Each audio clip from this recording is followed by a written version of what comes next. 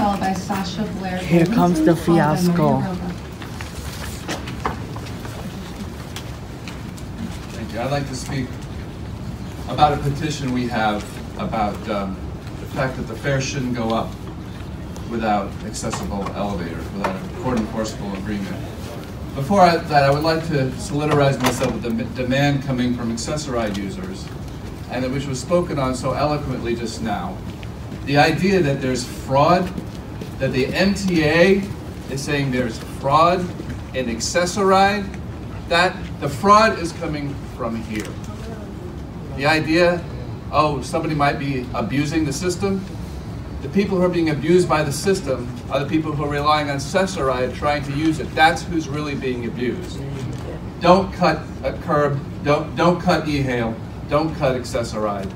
And we're here today to say that the situation in Malaysia Goodson should have been a gigantic wake-up call to make subways accessible and do what the accessibility rights community has been saying, which is to commit to a court enforceable agreement that mandates the installation of elevators with a timeline.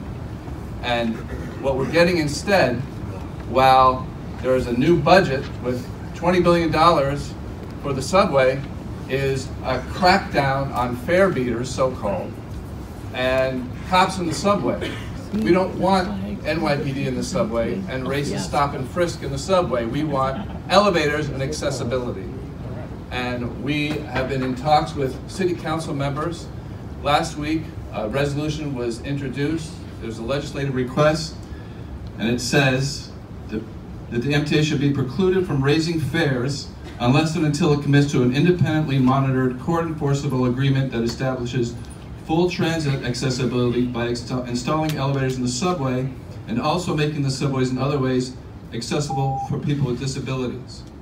For those of you watching on YouTube, we established an online petition to accompany this demand. You can find it at our Facebook page, The People's MTA.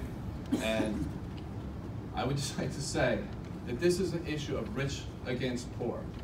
The subway, the stations that have the elevators and the escalators are the subways that serve the rich communities.